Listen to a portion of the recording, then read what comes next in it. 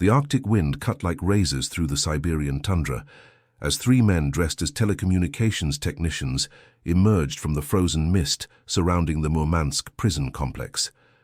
Their breath formed dense clouds in the air, which registered 71 degrees below zero, a temperature capable of killing an unprotected man in less than 15 minutes. They carried heavy equipment that appeared intended for the maintenance of the communication towers dotting the desolate landscape. However, beneath the seemingly innocent tools were hidden devices that took 2 years to develop and could drill through reinforced concrete in absolute silence. None of the perimeter guards suspected they were observing the final phase of an operation that had begun 18 months earlier in the underground offices of Mossad headquarters in Tel Aviv.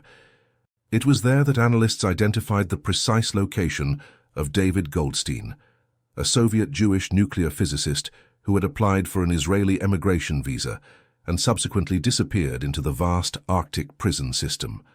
Operation Red Snow represented something unprecedented in the history of Mossad rescue operations, not only for the logistical complexity of infiltrating the heart of the Soviet Union during the height of the Cold War, but for the surgical precision required to extract a single man from a fortress specifically built to make people disappear forever. Goldstein was neither an agent nor an ordinary political dissident. He was a scientist whose knowledge of nuclear technology could accelerate the Israeli atomic program by decades if he reached the Dimona laboratories alive. His crime had been requesting permission to emigrate, which automatically turned him into a refusenik, a special category of political prisoner kept in extreme isolation to prevent state secrets from leaking to the West. The Murmansk gulag had been chosen precisely for its impossible location, surrounded by thousands of kilometers of Arctic wilderness, where escape meant certain death by freezing, even if one managed to cross the multiple layers of security protecting the complex.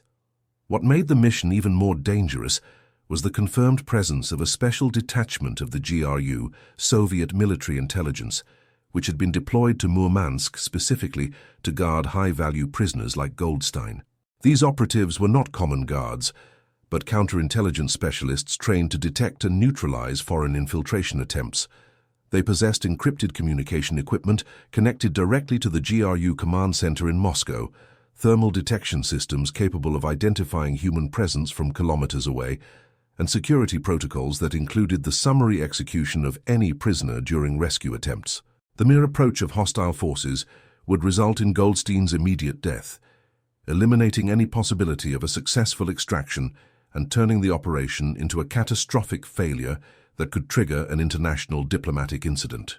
For months, Mossad reconnaissance teams studied every aspect of the Arctic fortress, mapping guard routines, shift changes, patrol patterns, structural vulnerabilities, and microscopic time windows that could allow for undetected infiltration.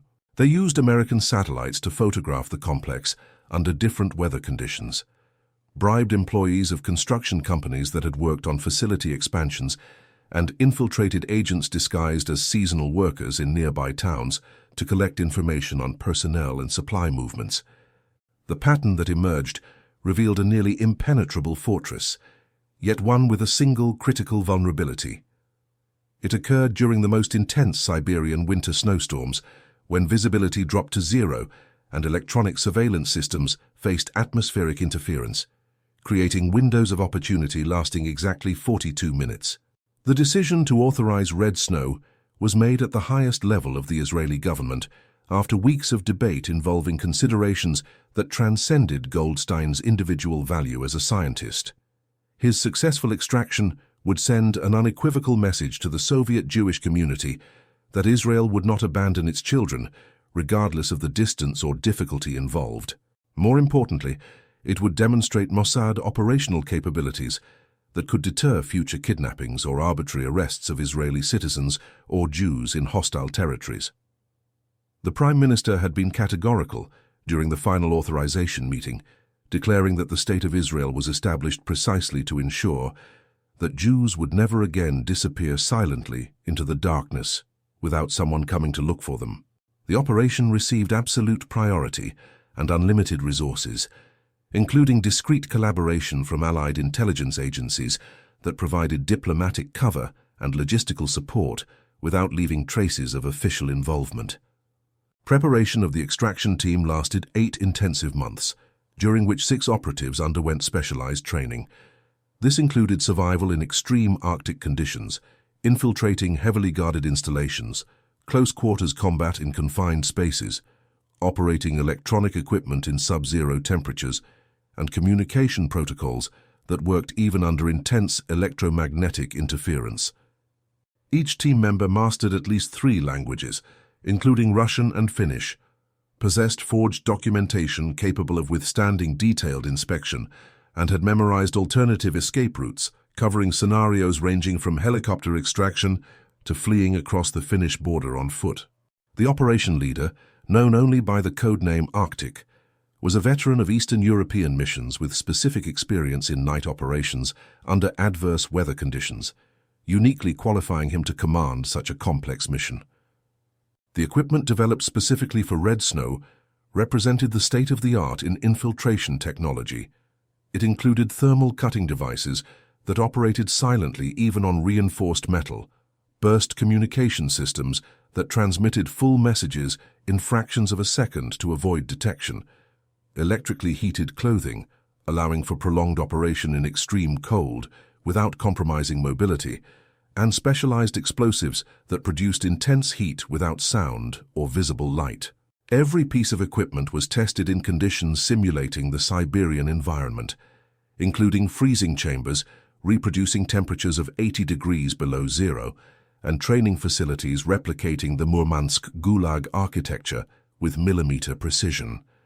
No detail was left to chance, from the types of batteries that would function in extreme cold to the medications necessary to treat hypothermia during extraction. Infiltration into the Soviet Union began 6 weeks before the main operation, as Mossad operatives positioned themselves as temporary workers, specialized technicians, and government inspectors along the route to Murmansk. They used identities built over years, with verifiable professional histories and personal connections that could withstand KGB investigation. Some established themselves as employees of state telecommunications companies, others as industrial heating equipment specialists, and some as security inspectors sent from Moscow to evaluate prison procedures. Each position was carefully chosen to provide legitimate access to the facilities or information necessary for the mission's success, creating a support network that could provide real-time intelligence on changes in security conditions or Goldstein's precise location within the complex. The GRU had intensified surveillance around the Gulag precisely because it suspected a possible rescue attempt based on communications intercepts suggesting foreign interest in specific prisoners held in Murmansk. Commanded by Colonel Viktor Petrov, a counterintelligence specialist who had served in East Germany and Afghanistan, the GRU unit implemented security measures, including in-depth background checks for all employees, surprise inspections, regular prisoner interrogations, and communication protocols, requiring triple confirmation for any order involving inmate movement. Petrov had studied previous rescue operations by Western agencies and developed specific countermeasures, including seismic motion detectors to identify tunnel attempts and thermal monitoring systems to reveal human presence even during snowstorms. Goldstein's knowledge of the Soviet nuclear program made his potential escape a matter of national security of the highest priority for Moscow. As a physicist who had worked on nuclear reactors for strategic submarines, he knew details about plutonium metallurgy, cooling systems for compact reactors, and safety procedures that could significantly accelerate any nuclear program with access to his information. Furthermore, his visa request was interpreted by the Soviets as a defection attempt that could result in the transfer of this knowledge to a nation Moscow considered hostile to its regional interests. The order to keep him in total isolation had come directly from the Politburo, accompanied by specific instructions that any rescue attempt should result in his immediate elimination to prevent the leak of strategic information. The first phase of the operation involved establishing communication with Goldstein through an ingenious system that used almost imperceptible variations in his cell's temperature as Morse code. Technicians posing as heating inspectors gained access to the complex's thermal controls, and programmed 2-degree fluctuations that spelled out coded messages. Goldstein, as a physicist, recognized these as artificial patterns. Over 3 weeks, these temperature variations transmitted basic information about the rescue plan and instructions for preparation. The response came through variations in his cell's electrical consumption, created by systematically turning his single light bulb on and off, in patterns that confirmed his ability to participate in the extraction. The timing for the extraction coincided with a particularly severe Arctic storm that meteorologists predicted would last at least 6 hours, enough time to execute all phases of the operation under zero visibility cover. The storm would not only mask the rescue team's approach, but also interfere with communication systems connecting the gulag to the GRU Central Command in Moscow, creating a window of isolation during which Petrov and his forces could not request reinforcements or authorization to execute Goldstein. During this window, the Mossad team had to penetrate the complex, locate and extract the scientist, and begin the escape route before communications were restored and a coordinated Soviet response could be launched. The final approach to the complex occurred during the most intense hours of the storm, with winds of 120 kilometers per hour carrying enough snow to reduce visibility to less than 2 meters. 3 operatives advanced through the tundra using special skis to distribute their weight, following memorized coordinates to a point exactly 50 meters from the electrified fence surrounding the gulag. Their electrically heated clothing kept their body temperatures safe against the lethal cold, allowing for coordinated operation while even the Soviet guards were forced to take shelter in heated observation towers. The gulag's security perimeter consisted of an electrified 5-meter fence, a 50-meter wide minefield, a second concertina wire fence, and finally, the reinforced concrete walls of the main complex. Under normal conditions, this would be impossible to penetrate undetected, but the storm created exceptional conditions. Accumulated snow formed mounds that allowed the first fence to be climbed without touching the electrified wires, while the minefield was buried under ice layers that redistributed weight, reducing the pressure needed to detonate explosives. The GRU's thermal detection system faced extreme interference from the temperature difference between the freezing air and heat sources, creating thermal ghosts that confused sensor operators. Additionally, the guards' own heating equipment masked additional heat signatures, while wind-blown snow produced constant monitor interference. Penetrating the main complex required the specialized thermal cutting devices, which used concentrated energy beams to melt metal precisely without producing sound, light, or vibration. The 80-centimeter thick reinforced concrete wall had steel bars that would normally resist conventional explosives, but the thermal devices created an opening large enough for a human to pass through in exactly 17 minutes. The opening was positioned in a blind spot for security cameras, identified through meticulous analysis of architectural plans. Once inside, the team faced the challenge of locating Goldstein among hundreds of cells across multiple underground floors, designed as a labyrinth to disorient anyone without specific knowledge of the layout. Fortunately, preparation had included a precise 3D model based on testimonies and construction documents, allowing operatives to navigate directly to the high-security section where Goldstein was held. His exact location, Cell 17, Basement Level 3, had been confirmed via the temperature-based communications. While this section was guarded by GRU specialists, the storm had forced security personnel to a minimum, with only 2 guards covering the entire basement. These guards were neutralized using a fast-acting aerosol sedative introduced into the control post's ventilation system, inducing unconsciousness in less than 30 seconds without lasting side effects. This approach avoided violence that could alert other sectors, maintaining the appearance of a normal operation until extraction was complete. The guards simply appeared to have fallen asleep, significantly delaying any investigation into what had happened. The meeting with Goldstein revealed a man who had resisted 18 months of interrogation while maintaining his determination. He had used his scientific knowledge to maintain physical fitness through exercises designed to maximize circulation within his cell. When operatives appeared, he was prepared with a small backpack containing his only valuables, including a notebook of nuclear physics observations developed during his captivity. His first question was about his family. The cell extraction used electronic devices to neutralize locking systems via calibrated electromagnetic pulses, avoiding physical evidence of intrusion. In less than 5 minutes, the operatives gained access, ensuring the escape would not be discovered until the next routine inspection the following morning. The escape route utilized maintenance corridors and emergency stairs previously prepared during the infiltration phase. Despite his weakened state, Goldstein kept pace, fueled by adrenaline and years of mental rehearsal. They exited the complex through the thermal opening exactly 40 minutes after entering. Return through the security perimeter was facilitated by the continuing storm. Goldstein was provided with heated Arctic clothing for the trek across the tundra. The first phase of the escape route involved an 8-hour, 50-kilometer march to an abandoned meteorological research station prepared as a resupply point. At the station, the team confirmed that the escape had not yet been discovered. The discovery occurred during the morning inspection. Colonel Petrov was notified and immediately took personal control of the investigation, ordering a complete blockade of the region and mobilizing specialized search units. The massive GRU response involved hundreds of soldiers, helicopters with advanced thermal detectors, tracking dogs, and a monitoring network covering thousands of square kilometers.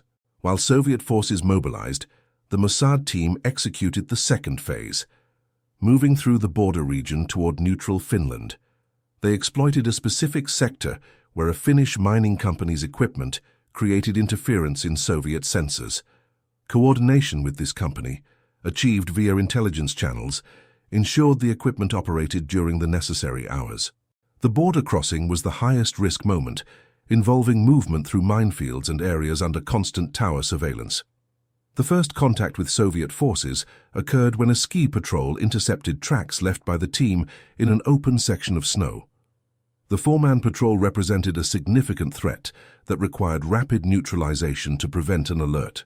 Mossad operatives used hand-to-hand combat techniques developed for Arctic conditions, exploiting the limited mobility of the heavily dressed Soviet guards.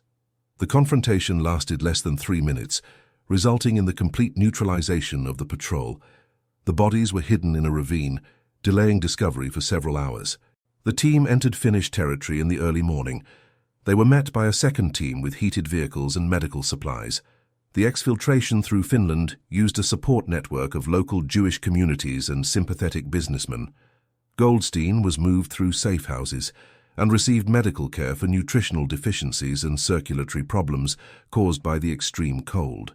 Behind-the-scenes diplomatic negotiations followed. The Soviet Union pressured Finland to return Goldstein, but the Finnish government effectively blocked these efforts by claiming they had no information on his presence. Israeli diplomats worked through unofficial channels to justify the move on human rights grounds, promising that Goldstein's information would be used for purely humanitarian purposes to reduce Cold War tensions. Goldstein's arrival in Israel was kept secret for years. He continued his scientific work in a protected facility, providing invaluable information on plutonium metallurgy and reactor cooling systems. More importantly, the operation proved Israel would protect Jews worldwide, encouraging further emigration. Operation Red Snow established protocols for future rescues in extreme environments and demonstrated the Mossad's ability to operate deep within a hostile superpower's territory. The psychological impact on the Soviet refusenik community was profound, providing evidence that they would not necessarily disappear forever in the gulags. This led to an increase in visa requests, eventually forcing Soviet authorities to modify their persecution policies. For Western intelligence, Red Snow redefined operational limitations in Soviet territory. The Soviet response included comprehensive security reforms and the reassignment of Colonel Petrov.